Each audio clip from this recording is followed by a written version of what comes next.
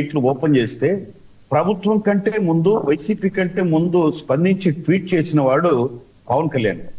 Yes, ఇది ఒక మంచి చర్య, నేను సీఎం గారిని అభినందిస్తున్నాను.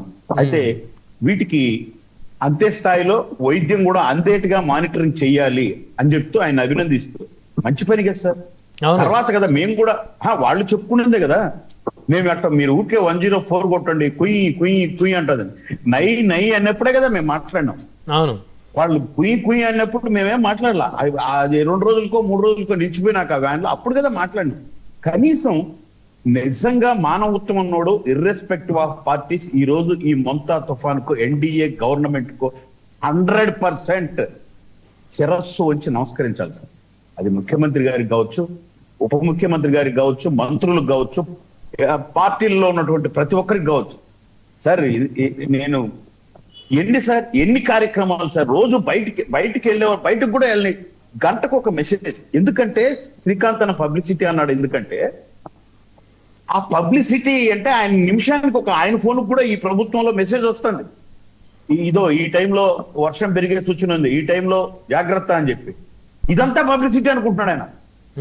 పబ్లిసిటీ అవేర్నెస్ ఏంటి? పబ్లిసిటీ పిచ్చి అంటే అక్కడెక్కడో తుఫానుకు ఒక టెంకాయ చెట్టు, ఒక తాటి చెట్టు పడిపోతే ఆమెను గబుక్కన ఆ ఫోటో తీసుకొచ్చి ఇది ఎన్డీఏ ప్రభుత్వం, ఎన్డీఏ కూటమి యొక్క అనే అది సార్ నీచమైన పబ్లిసిటీ, అది ఘోరం.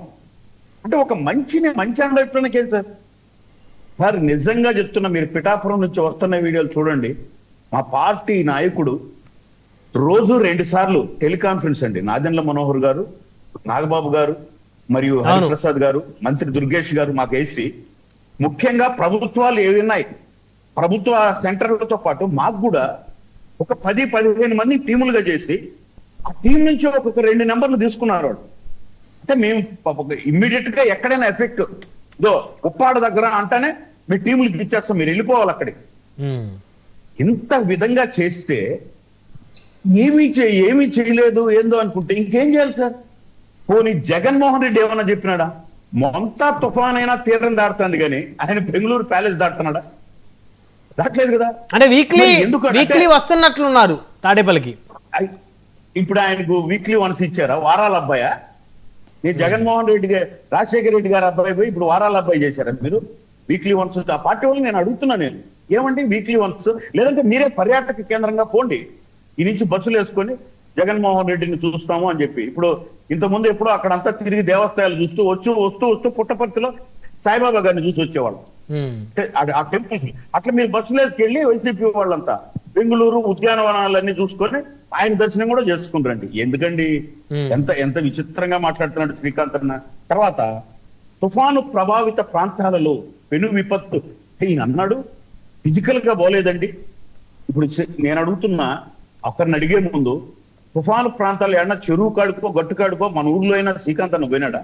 జగన్మోహన్ రెడ్డి గొడిగేసుకొని పోయి తుఫాను ఏడ తీరం దాటుతుందని నిలబడుకుంటాడా? They are administrator.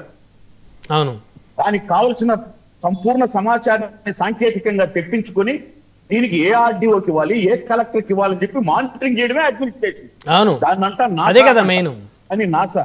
మరి మీరు నాసానో వీసానో వాసానో మీరేం చేసినారు? అన్నమయ్య జిల్లాలో కడుపు తరుక్కుపోయి అడుగుతున్నాం, ఛాలెంజ్ చేస్తున్నాం. ఈరోజు మొట్టమొదట జరిగిన వెంటనే ఈత కొట్టుకుంటూ పీకల లోతుల్లో నీళ్లు బిస్కెట్లు తీసుకెళ్ళింది జన సైనికులు. ఈవెన్ ప్రభుత్వం అధికారులు కూడా పోకముందే సార్ ప్రభుత్వ అధికారులు ఎందుకు పోలేదని నేను విమర్శించను, ఎందుకంటే పోలేని పరిస్థితి సార్. అంత లోతున్న నీళ్లు ఎలా వెళ్తారు అధికారులు? మాకైతే తప్పలేదు. మేమేం చేసామంటే ఇక మా యూత్ లో ఉన్నటువంటి ఈతగాళ్ళందరికీ తల మీద ఈ వాటర్ ప్యాకెట్ మూటలు ముందు అవి వెళ్ళాలి ఊర్లేకని చెప్పి అంత విధంగా ఆ ఊర్లలోకి వెళితే కన్నీళ్లు సార్. ఒక్కొక్క ఇంటి లోతు నీళ్లు, గర్భిణీ స్త్రీలు, ఊరంతా పశువులు చనిపోయి కన్నీళ్లు పెట్టుకొని మేము కంటిన్యూగా 3 రోజులు పనిచేసినామండి. దాన్ని కూడా ఇప్పుడు ఆయన అన్నాడు ముందుగానే ఇస్తాడంట జగన్మోహన్ రెడ్డి. ముందుగానే ఎంత ఇచ్చేవారు? 2000 రూపాయలు ఎంత ఇచ్చేవారని చెప్తున్నారు. ఆడ ముందుగా ఉన్న డబ్బు కొట్టేశాడు సార్. ఇమ్మీడియట్ గా ప్రధానమంత్రి గారికి అందరూ రిక్వెస్ట్ చేశారు మన పార్టీలు. పవన్ కళ్యాణ్ గారు సార్ ఇది ఘోరమైన విపత్తు అంటే ఆయన ఏమనంటే యూజ్ డిజాస్టర్ మేనేజ్మెంట్ ఫండ్ అంట. అది చెక్ చేసి వీళ్ళని అడిగితే 893 కోట్లు ఉన్నాడు డిజాస్టర్ మేనేజ్మెంట్.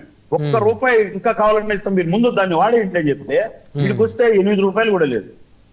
ఏం ముందు చేరితే ఇచ్చారు సార్? ఏం పంపలు మునిగినాయని వాడినారు 893?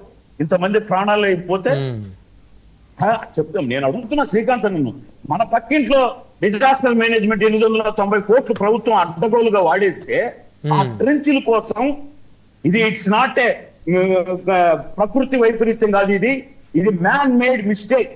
ఇసుక ట్రెంచ్ల కోసం పోయిందని ప్రజలు నోరు కొట్టుకుంటుంటే ఆ రోజు ఏమీ చేయలేక ఒక 10 రోజుల తర్వాత వచ్చి మీ ఇల్లు నాకు వదిలేయండి నేను కట్టిస్తానని చెప్పి వాళ్ళతో సెల్ఫీలు దిగి ఇంతవరకు బేసిమట్టం పొజిషన్ వచ్చి బయటికి రానికుండానే ఉన్నటువంటి ఇళ్ళు ఇప్పుడు అవి కార్యరూపం దాలుస్తున్నాయి.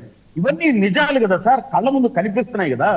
మేము తూర్పు గోదావరి, పశ్చిమ గోదావరిలో ఉన్న జన సైనికులందరూ దాదాపు 30 లక్షల రూపాయలు విలువ చేసే దుప్పట్లు బట్టలు ఇచ్చి మా జిల్లాకు పంపించి మనం అన్నదమ్ములు అని వాళ్ళు పంపిస్తే పవన్ కళ్యాణ్ గారి ఆదేశానుసారం మేము వెళ్ళి మన అదెల్ల మనోహర్ గారి ఆధ్వర్యంలో మొత్తం అందరికి పంచడం జరిగింది.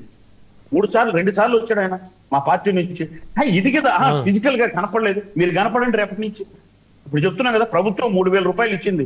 పాలు అత్యద్భుతమైన వ్యవహారం సార్. నిజంగా నేను చేతులు ఎత్తి దండం పెడుతున్నా సార్ నా పార్టీ వాళ్ళకి కానీ ముందు ప్రభుత్వానికి. ఎందుకంటే ఈవెన్ 21 మంది ఎమ్మెల్యేలు, 2 ఎంపీలు పొడుగు పట్టుకొని ప్రతిదాల వాళ్ళు రాకుండా ఉంటే అమ్మా నువ్వు ప్రెగ్నెంట్, వాళ్ళకి ఎంత ఒక్క ప్రాణ నష్టం కూడా జరగకూడదని పవన్ కళ్యాణ్ గారు చెప్తున్నారని చెప్పి ప్రభుత్వం చిత్తశుద్ధితో ఉందని చెప్పి ఆ విషయం మీ కాకినాడ ఎంపీ గుడిసెలో నివసించే వాళ్ళకి చెప్పి మరి తీసుకెళ్తాం. ఫిజికల్ గా అడుగుతున్నటువంటి శ్రీకాంత్ అన్నకు చెప్తున్నా నేను గర్వంగా, అలా పునరావాస కేంద్రాల్లో వాళ్ళతో పాటు తిన్నారు సార్ మా ఎమ్మెల్యేలు. అవును, ఈవెన్ నానాజీ గారు, మా ఎంపీ కావచ్చు. ఆ ఇదేమన్నా మీకేమన్నా ఎటువంటి భోజనం పెడతాం అనుకుంటున్నారేమో వాళ్ళతో పాటు కూర్చొని ఉదయం మధ్యాహ్నం సాయంత్రం ఒకసారి వాళ్ళతో పాటు కూర్చొని భోజనం చేసినారు. అంటే నేను ఏం చెప్తున్నా అంటే ఇంత ఉమ్మడిగా బీజేపీ, టీడీపీ, జనసేన కలిసి ఇటువంటి టైంలో కదా మనం ప్రజలకు అండగా ఉండాలి అని చెప్పి అద్భుతంగా పనిచేస్తే కనీసం నోటి నుంచి ఓకే ఇట్స్ ఓకే బాగానే పనిచేస్తున్నారని చెప్పలేని పరిస్థితిలో మనం ఉన్నామా సార్? ఎందుకు ఇంత ఒక నిమిషం సార్, లెట్ మీ ఫినిష్. నేను ఇంకో విషయం చెప్పాలను. జిల్లాల పునర్విభజన అంటే తర్వాత వస్తుంది అది.